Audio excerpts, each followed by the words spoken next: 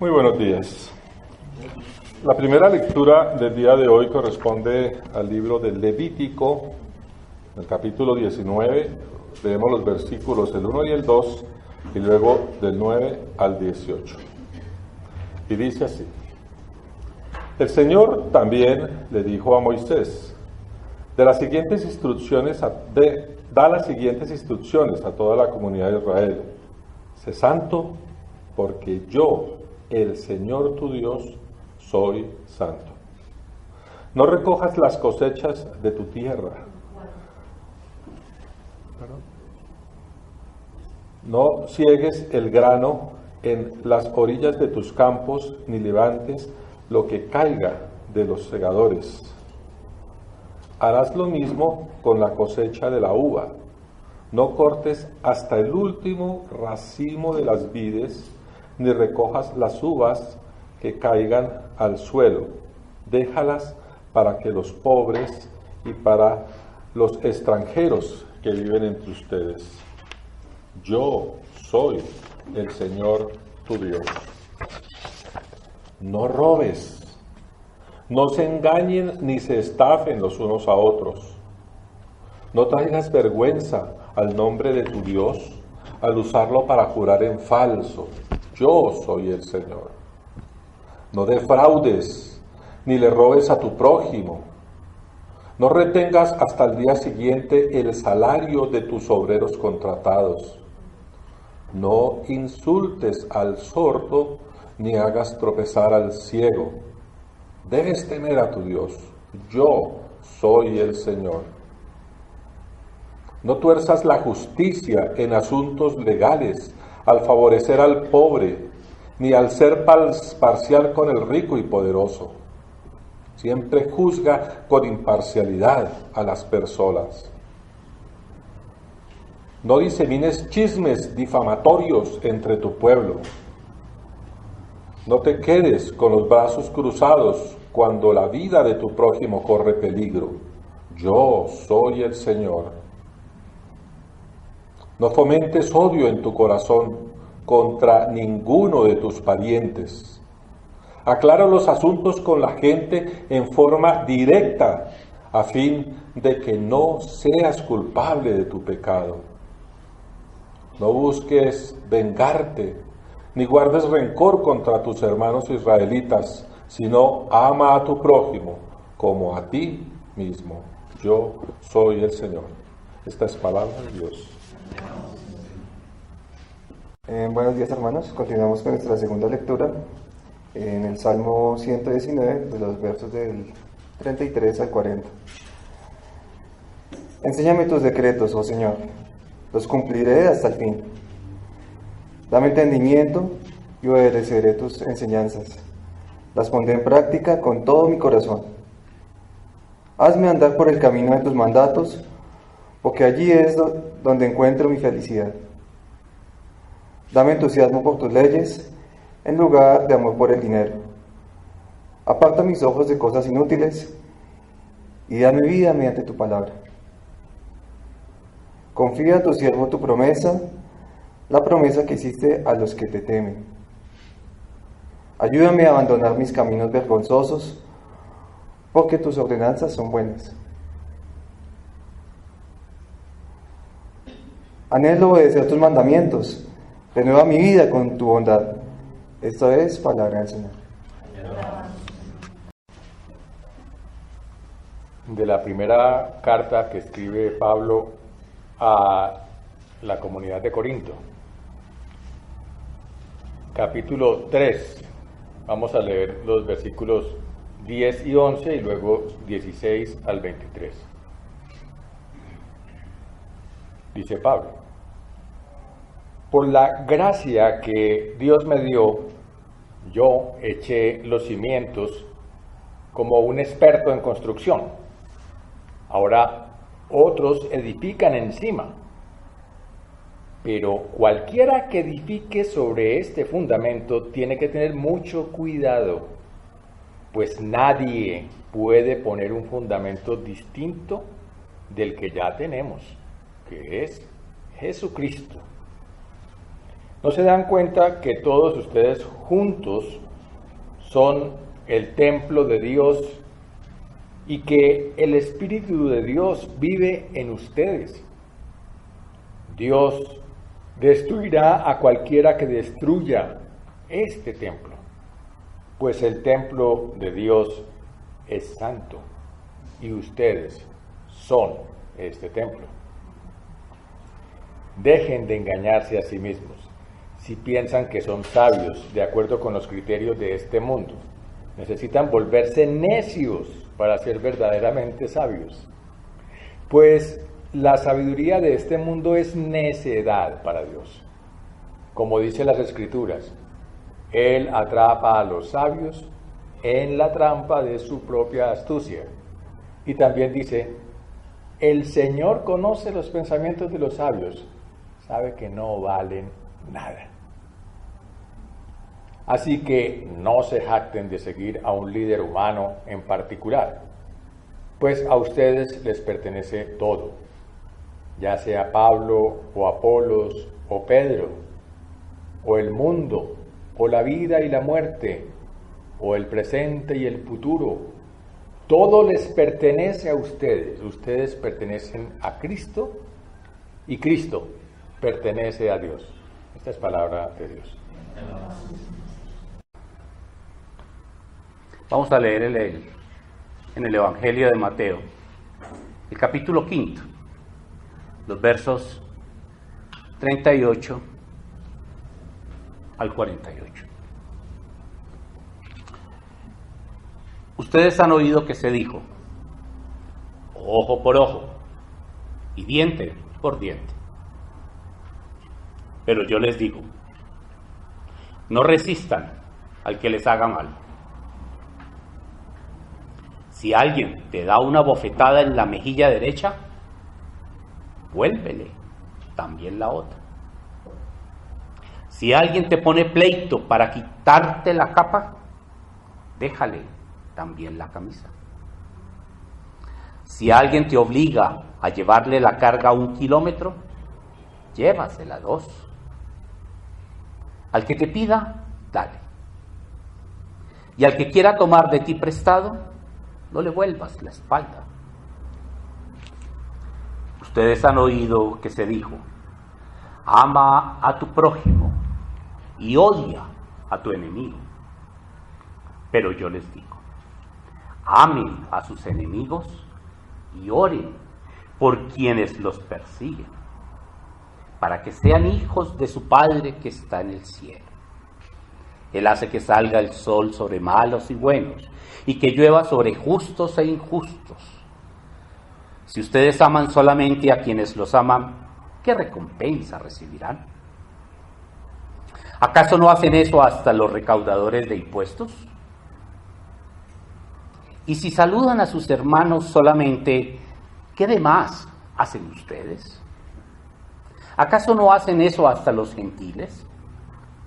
Por tanto, sean perfectos, así como su Padre Celestial es perfecto. Esta es palabra de Dios. Hoy, hace exactamente 8 meses, exactamente hace 8 meses, me paré aquí por última vez.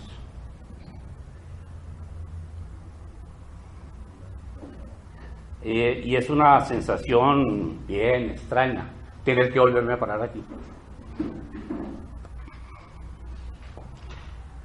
Yo estaba muy feliz allá sentadito. Estaba muy feliz, ahí donde están ustedes. Cada domingo venía, escuchaba, delicioso. Sencillamente aprendía. Y empieza la tortura de pararme aquí. Entre otras cosas, parte por el señor de la camisa colorada que está aquí al frente. Entonces me tocó volver a estar acá. Ver eso. Este es el cuarto domingo, como les decía ahora hace un momento Luz Ángela, donde hemos venido leyendo el capítulo 5 del Evangelio de Mateo. Como decía ella, es lo que se conoce como el inicio. El capítulo 5 es el inicio del Sermón del Monte o el Sermón de la Montaña. Y estas lecturas las hemos acompañado de unas lecturas del Pentateuco, del Levítico, del Deuteronomio, del Éxodo, donde se logra mostrar que desde el principio Dios, por medio de sus profetas, está hablando de lo mismo. Y también hemos visto la primera lectura, la primera carta de Pablo a los Corintios, donde se habla de lo mismo, pero de la manera como eso se puede llevar en el contexto de la iglesia, de la eclesía. Es decir, llevamos 4 domingos hablando de lo mismo. Qué coherencia, ¿cierto? A pesar de haber sido escritos a lo largo de 1000 años.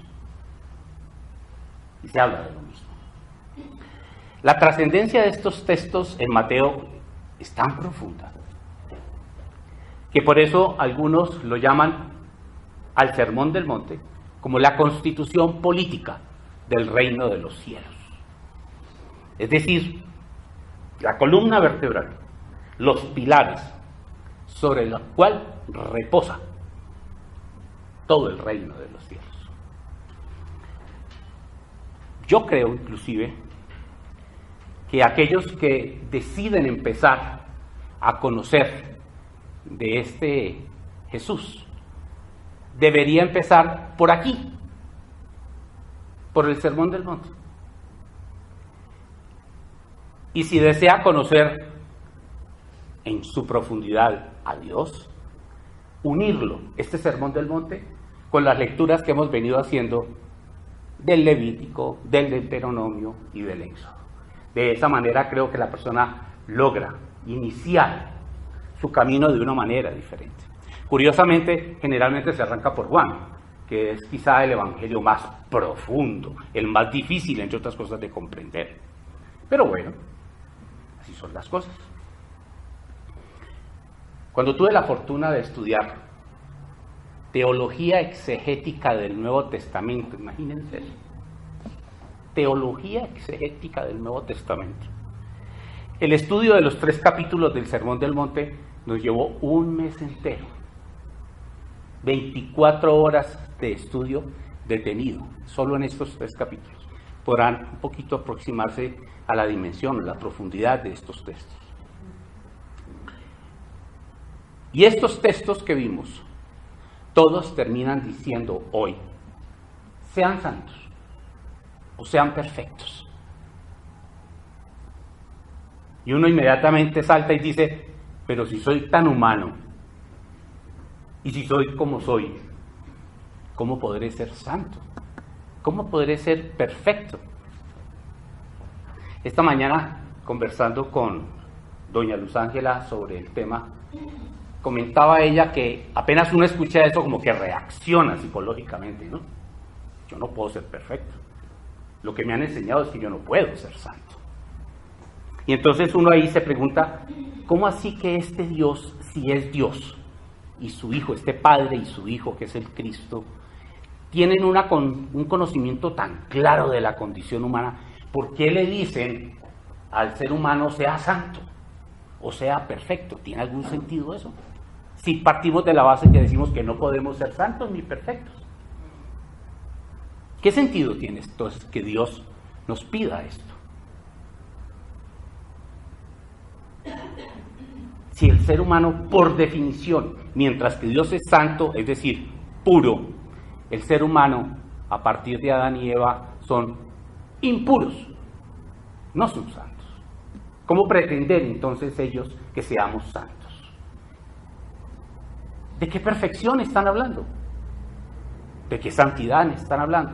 ¿De la que entendemos nosotros como santos, como puros?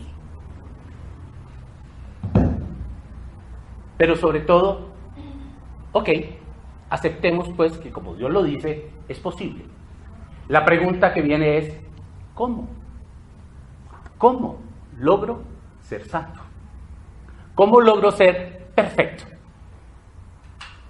¿Cómo se logra la santidad? Sencillo, ¿cierto? Facilito. Bueno, vamos a ver si las lecturas de hoy nos permiten resolver estos dos interrogantes: ser santos, ser perfectos. Es decir, ¿cómo lograr ser sencillamente perfectos?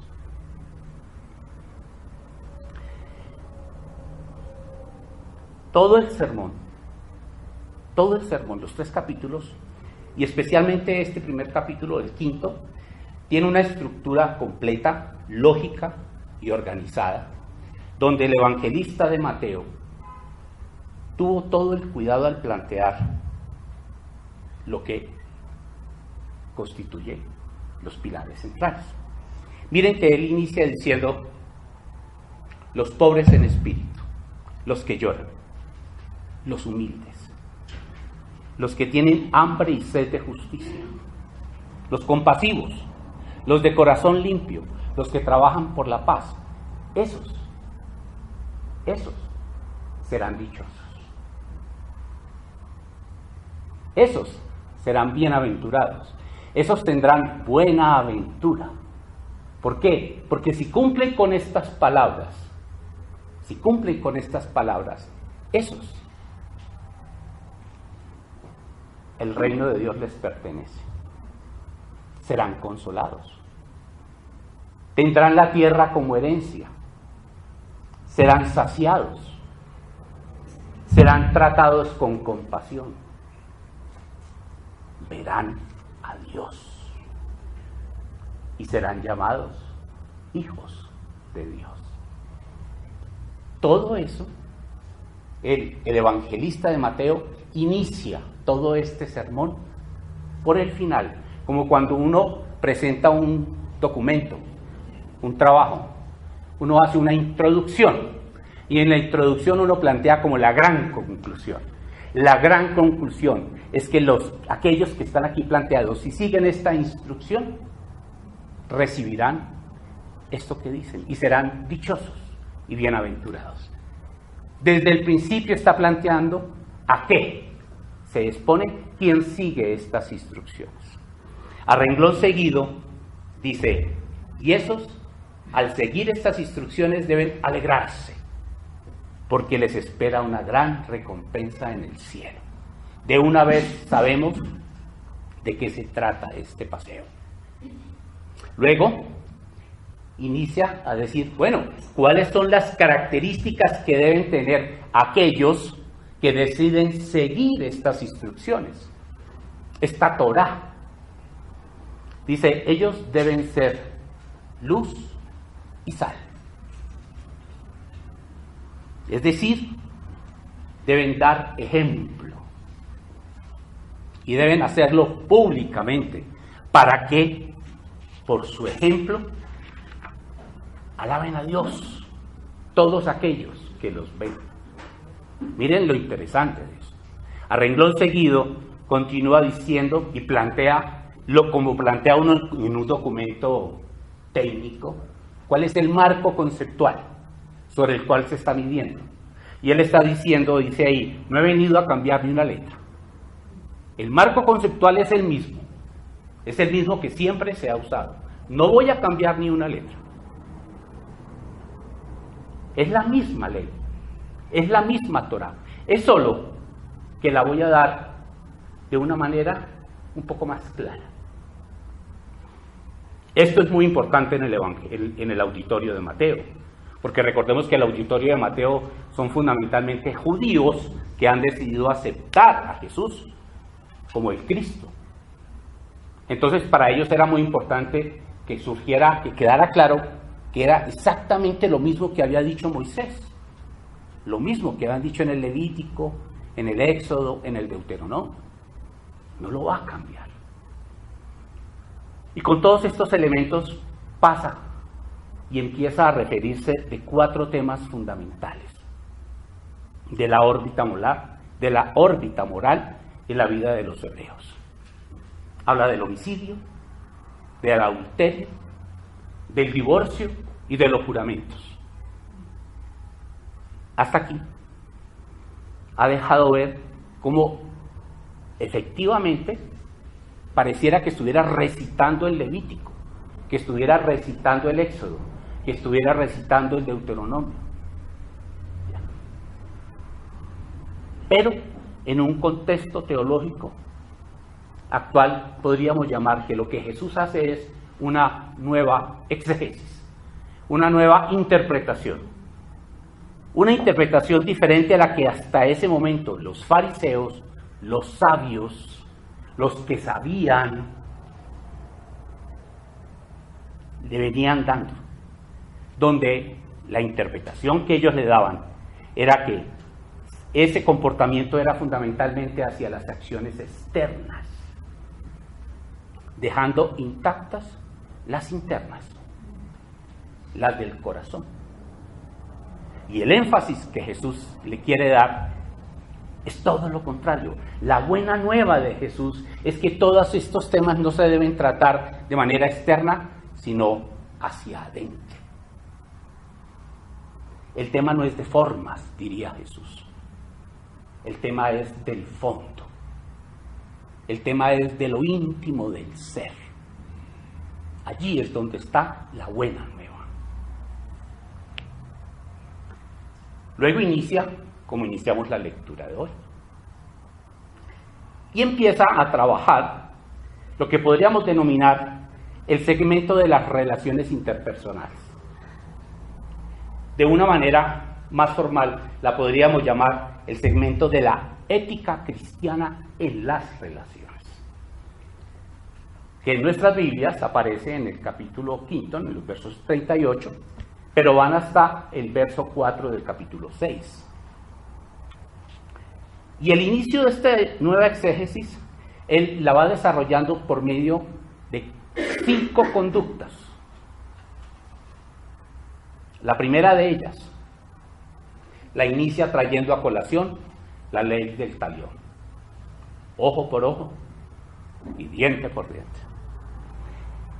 Esta ley realmente pertenece al Código de Hammurabi, que había sido expedido 2300 años antes de Jesús, es decir, hace 4300 años a partir de hoy. En esa ley del talión, del Código de Hammurabi, había establecido cuál era la manera como se debería compensar un daño o una ofensa. Y establecía, era tan detallado, que esa compensación era diferente si la ofensa era entre 2 caballeros o entre un caballero y un trabajador. Eran diferentes esas compensaciones. Estos principios de la ley del talión están muy presentes en el Pentateuco. Y cuando uno lo lee así, escuetamente, pareciera que estuviera hablando en medio de bárbaros. Ojo por ojo y diente por diente, ¿cierto? Es como entre bárbaros eso. La tradición entonces lo que planteaba es: un hombre ofende y alguna compensación debe haber. Realmente lo que buscaba esto dentro de los textos del Pentateuco era tratar de limitar una situación de venganza. Si alguien me ofende, yo tengo derecho a compensarlo. Pero si alguien ofende a alguien, me ofende a mí, por ejemplo, yo tengo el derecho de ir y acabar con toda su familia. Esa era un poco la tradición que había en esa época. Por eso lo que busca la ley del talión dentro del Pentateuco era crearle un marco más para que los jueces pudieran en un momento determinado legislar de una manera un poco más justa y no se presentara esos escenarios de venganza tan desproporcionados.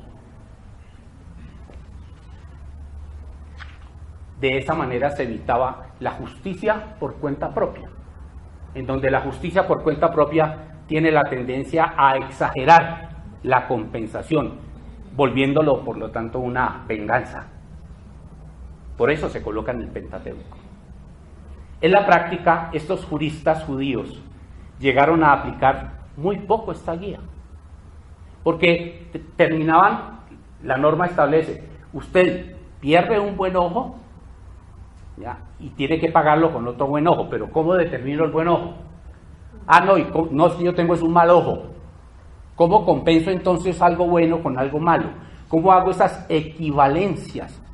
Como era difícil en la práctica establecer esas equivalencias, entonces más adelante se diseñó un tratado que se llamó el Tratado de Baba Kamma. En ese tratado se establece que las compensaciones ya no van a ser de manera similar, sino que van a ser por medio de dinero. Entonces ya era más fácil.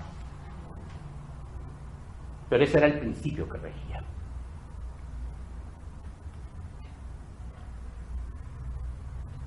Cuando Jesús entonces pone la ley del talión, ¿cuál es el aporte que él hace a esa situación?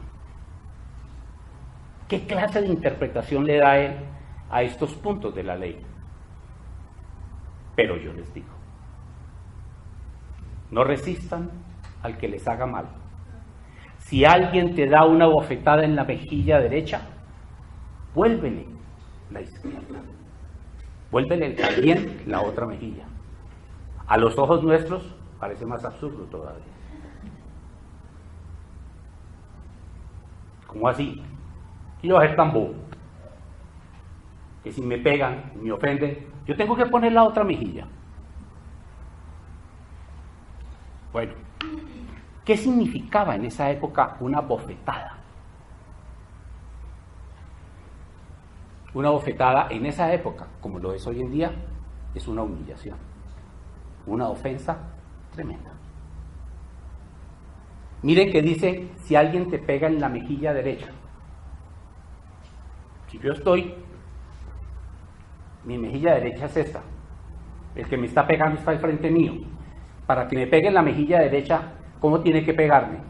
Con la palma de la mano, ¿cierto? Yo soy zurdo, entonces no puedo hacer esto así tan fácil. Te pego así, ¿cierto? Y allí estoy ofendido, me ofendo. Cuando a mí me pegan en la mejilla y estoy ofendido, ¿yo qué quiero hacer? Reaccionar, ¿cierto? Yo tengo que responder, yo siento el deseo, me siento obligado a responder. Y Jesús llega y le dice, no, póngale la otra. Es decir, voltee la cara y póngale la otra. ¿Qué significa poner la otra mejilla? Significa que si a mí me hicieron así, para poner la otra mejilla me tienen que hacer así. Y la máxima ofensa en esa época era abofetear con el reverso de la mano. Era la máxima ofensa que había en esa época. Imagínense lo que Jesús estaba pidiendo.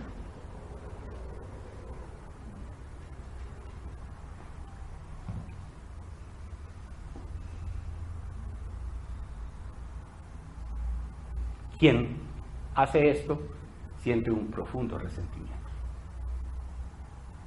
Y por supuesto que lo menos que él desea es venganza.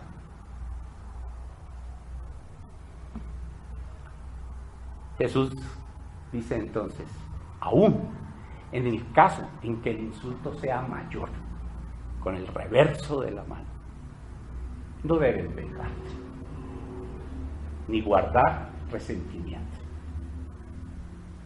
Insisto, ¿qué está queriendo decir? Realmente él lo que está haciendo es que está citando el texto del Levítico. No seas vengativo con tu prójimo, ni le guardes rencor.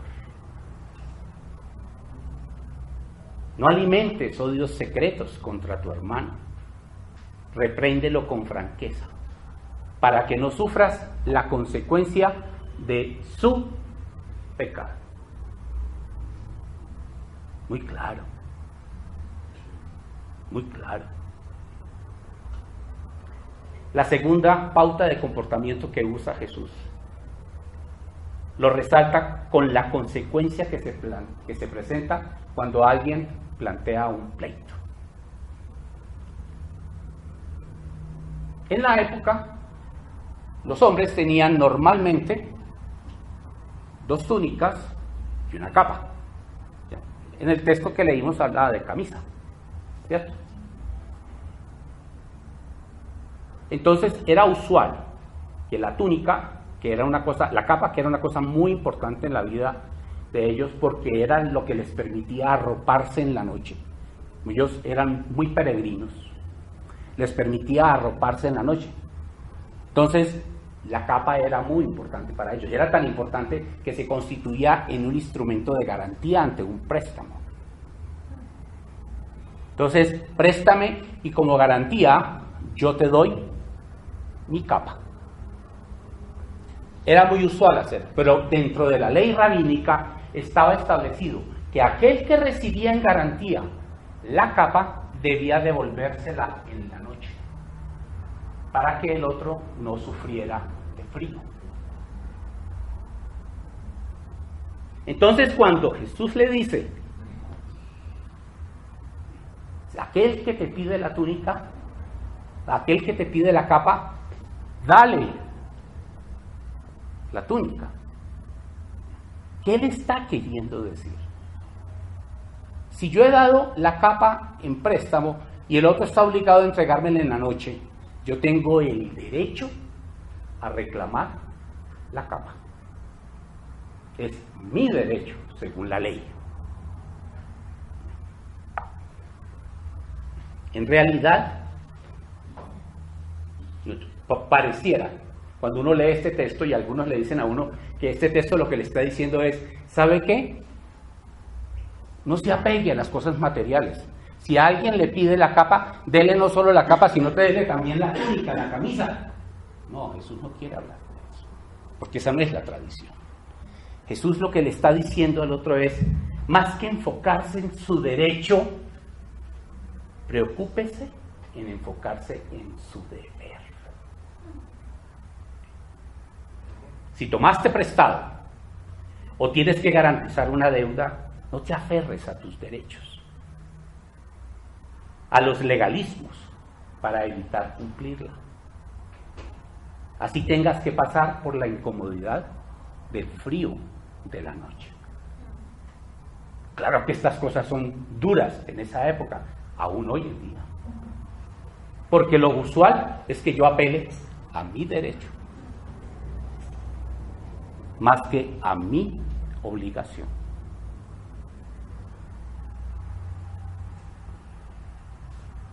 La gente que escuchaba el Evangelio de Mateo, la gente que escuchaba en su momento a Jesús, entendía de qué estaba hablando. Desde la época del Imperio Persa, es decir, 525 años antes de Cristo, el Imperio Persa obligaba a los territorios ocupados, e Israel era uno de ellos, a que debían ayudar a los correos del reino en todo aquello que necesitaran. Con el paso de los años, esto se fue ampliando de tal manera que todo lo que se le ocurría al dueño que tuviera el poder, el que estaba subyugado, debía hacerlo. Y terminó entonces siendo la costumbre que ellos mandaban lo que se les ocurriera y los otros deberían obedecer. En la época de Jesús, la ocupación estaba dada, lo sabemos, por el Imperio Romano. Y los soldados sí que eran bien interesantes en esto, en el uso del poder. Si alguien te obliga a llevarle la carga 1 kilómetro, llévasela 2.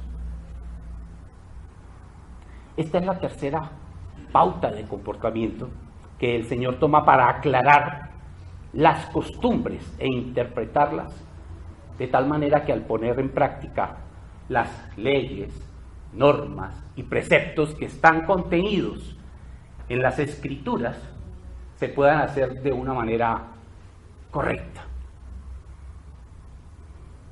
¿Cuál sería el comportamiento de los judíos cuando eran sometidos a hacer aquello que no deseaban por parte de un romano que ostentaba el poder. ¿Cuál sería? Pues lógicamente desagrado, inconformidad. Decían, esto no es mi obligación. O como diríamos hoy en día, como diríamos nosotros, qué jartera habla. Mi jefe me puso a hacer esta vaina. Esto a mí no me corresponde. ¿Cierto? ¡Qué mamera! Sí, diríamos hoy.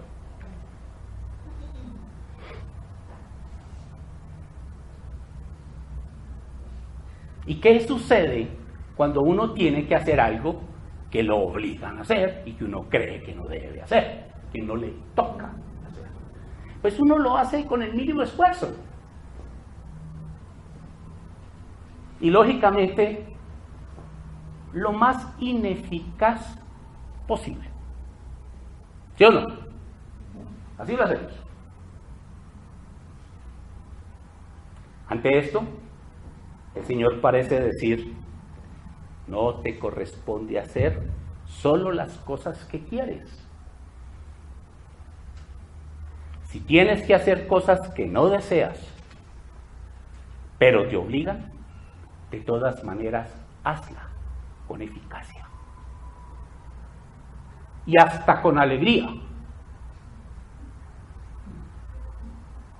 No con felicidad. No, hay diferencia, ¿no? Entre alegría y felicidad. No haz solo lo mínimo, sino hasta más. No 1 kilómetro, llévasela 2.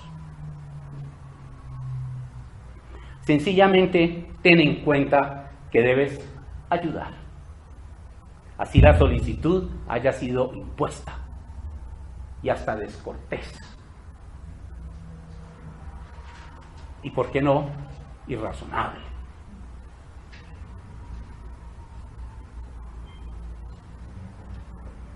Y el auditorio escuchado.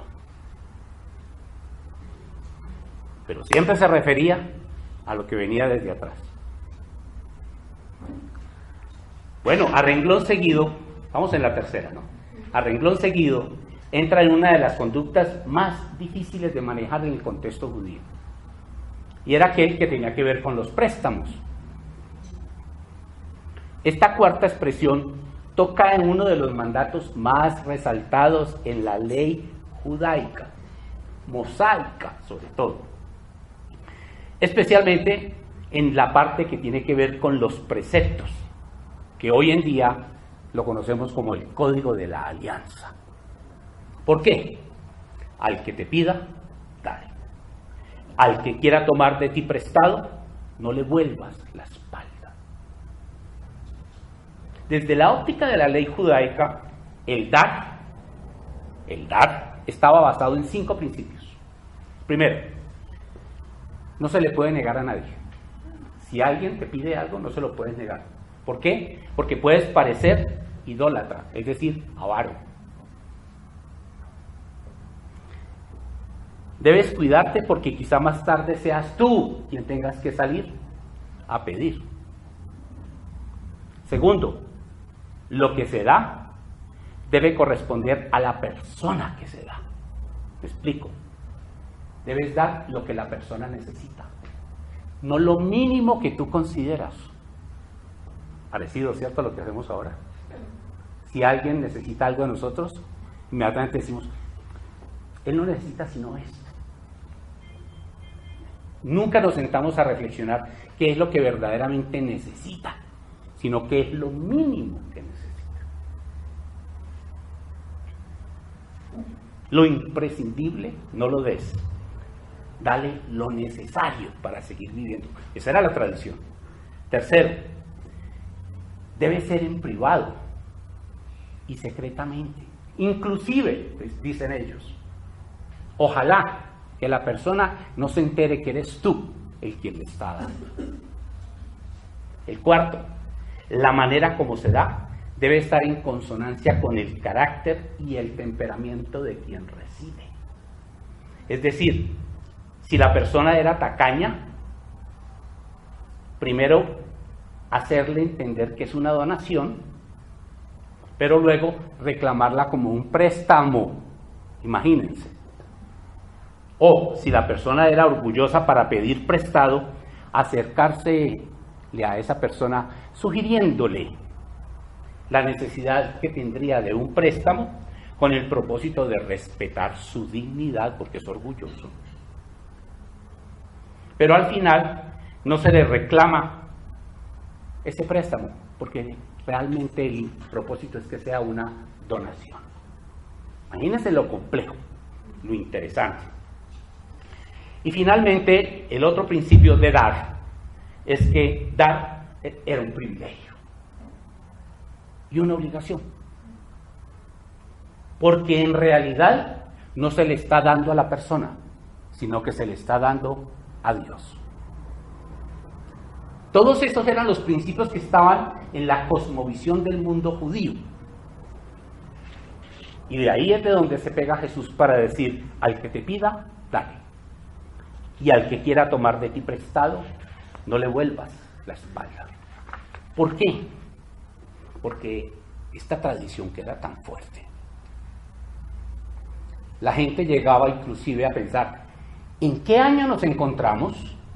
Porque recordemos que dentro de la tradición, cada 7 años se condonaban las deudas.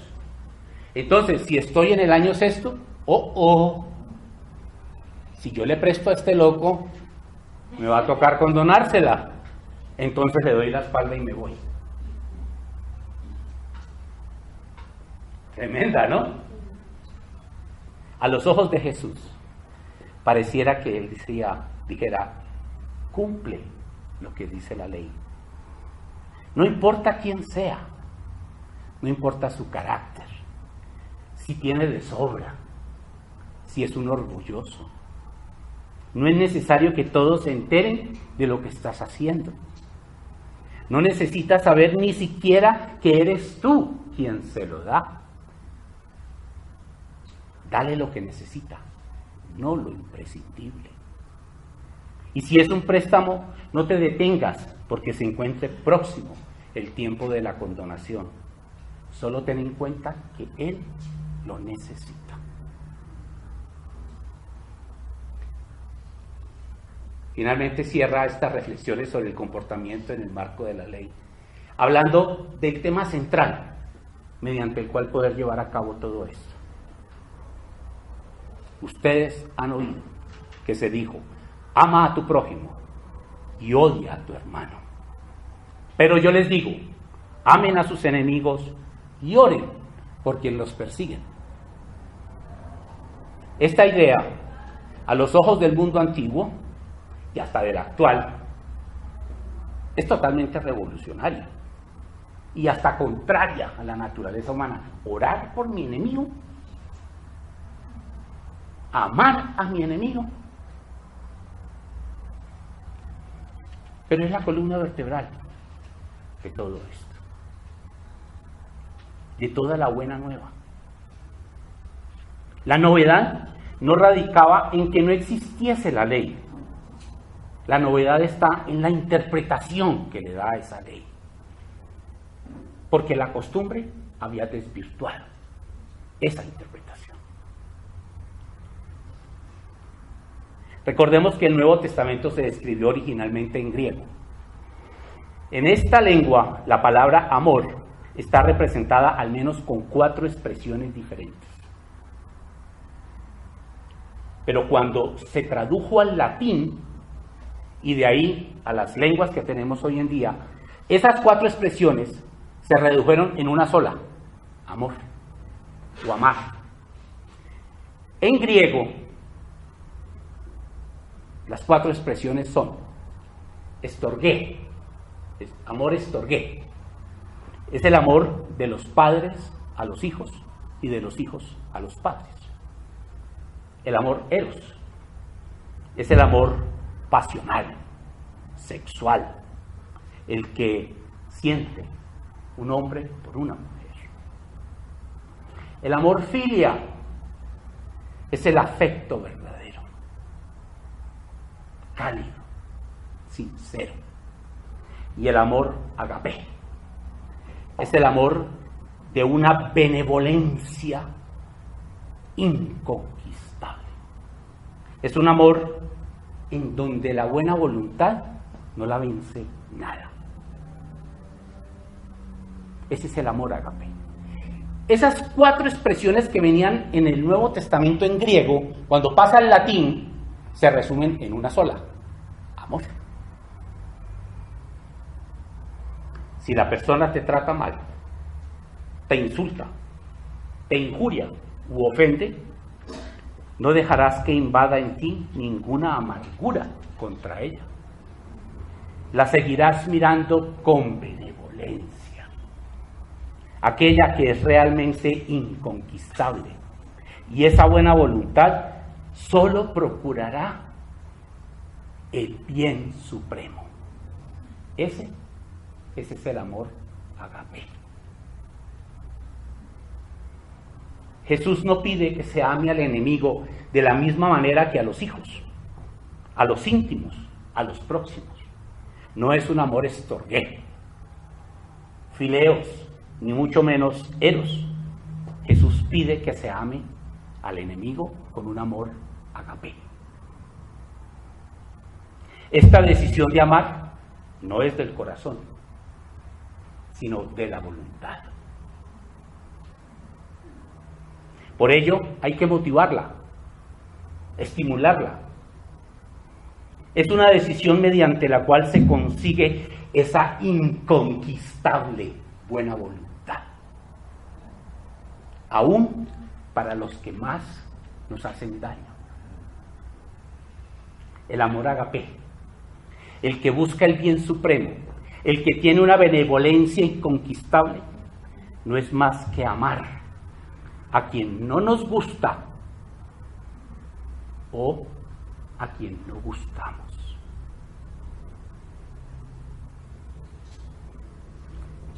Pero el Señor no solo dice que se ame con amor ágape al enemigo, sino que además ore por ellos, por quienes los persiguen. Cuando el Evangelio de Mateo se pone por escrito, ya la comunidad, el creyente, la comunidad de los creyentes está siendo perseguida.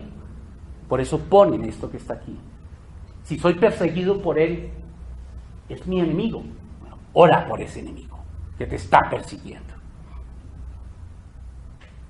para que sean hijos de su Padre que está en el cielo. No para que deje de perseguirlos, para que sean hijos de su Padre que está en el cielo. Por supuesto que si se vuelven hijos de su Padre, pues dejan de perseguirlos. Frecuentemente se ha visto en esta frase del Señor que dejen de ser malos enemigos o para que dejen de perseguirlos. Realmente la razón que Él tiene para decir esto es que solo orando será posible mover la voluntad del que ora para llegar a estar en condiciones de amar ágape.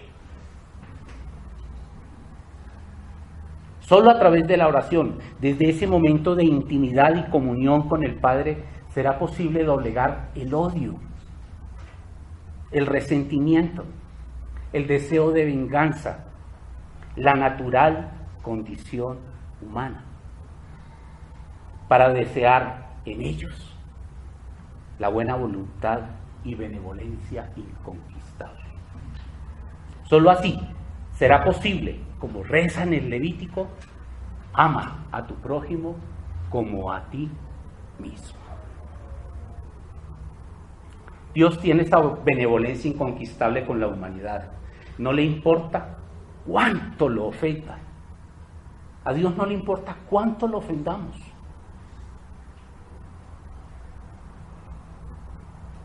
Cuánto lo olvidemos.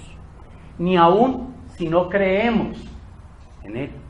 No le importa. A Él no le importa si es fariseo, gentil, recaudador de impuestos o lo que sea. Él hace que el sol salga para malos y para buenos, y que llueva sobre justos e injustos. Solo un hijo puede hacer lo mismo que hace el Padre. Y para ser hijo de Dios, que es perfecto, es necesario entonces ser perfectos. Lógicamente uno aquí se pregunta, ¿y cómo es Dios? ¿Cómo es la perfección de Dios? ¿Cuál puede ser, en este contexto de lo que estamos hablando, las principales características de la perfección de Dios? Bueno, Dios es de una benevolencia universal. Dios es poseedor de una inconquistable buena voluntad. Dios busca permanentemente el bien supremo sobre toda criatura. Su amor, agape, es por igual para el santo y para el pecador. Y si queremos ser perfectos como Dios, debemos tener estas características de Dios. Dios solo busca el bien supremo. Y eso lo vemos en Jesús. Por eso Jesús es el Hijo de Dios. Porque Él también es perfecto. Jesús es el fundamento perfecto, al que se refería Pablo en este fragmento de la carta a los Corintios, de quien decía, en Él se debe cimentar toda la edificación del templo de Dios, es decir, de nosotros, que somos el templo de Dios. Jesús es el verdadero fundamento, es decir, seguir estas instrucciones de Jesús. Amar de la manera como Jesús nos enseña. Y si el fundamento es ser de Pablo, de Apolos o de Cefas, esta humanidad sigue siendo inmadura. Y por supuesto habrá una destrucción, una división del reino. Una persona es perfecta si cumple el propósito para el que fue creado. ¿Y cuál es el propósito para el cual fue creado el ser humano? Parecer, imagen y semejanza de Dios. Para hacer siempre el bien y evitar el mal. Para amar de todas las maneras, especialmente del amor agape. Entender este fragmento del Sermón del Monte, de esta manera nos pone hoy en una situación bastante interesante, por decirlo menos. ¿Qué tan dispuestos estamos a vencer nuestro resentimiento y deseo de venganza, que eufemísticamente llamamos justicia, cuando nos sentimos ofendidos, humillados o insultados? ¿Qué tan dispuestos estamos sencillamente a servir, a hacer lo que no nos corresponde, sin entrar en el campo de hacerlo demandando nuestros derechos? Sin reparar, por ejemplo, ¿y a mí por qué no me invitaron? Que con frecuencia hacemos, si yo tengo ese derecho. ¿A mí por qué no me dan? Si yo tengo ese derecho. Y lleno mi corazón de resentimiento. ¿Qué tan dispuesto estoy a hacer lo que me han obligado a hacer y a hacerlo de buena gana, con el máximo de mi esfuerzo, con alegría de poder servir, aunque haya sido pedido por alguien que no le corresponde, que es indeseable y que además lo hizo de manera inadecuada? Estaré dispuesto a dar al que necesita, así crea yo que tiene de sobra, que es orgulloso, que lo tiene merecido por su comportamiento, que no me lo va a devolver ni siquiera con agradecimientos, o que quizá yo lo necesite más adelante, y que lo que yo le daré sea más de lo imprescindible. ¿Estaré dispuesto a darle lo que necesita para una vida más digna? ¿O solo un paliativo para superar el momento actual. ¿Qué tanto oraré para que el resentimiento y el deseo de justicia, venganza, salgan de mí y así pueda amar agape, con la benevolencia inconquistable, con la voluntad por el bien supremo, para aquel quien no nos gusta o a quien no gustamos? Yo tenía el derecho de estar sentado allá, allí donde están ustedes, y podía reclamar mi derecho, pero tomo el deber de estar aquí parado y de haber preparado, y lo hago con alegría. Espero haberlo hecho con eficacia para amar agape.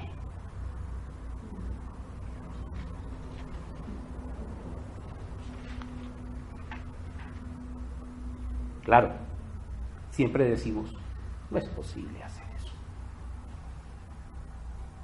Creo que todos estamos ahora de acuerdo que sí es posible.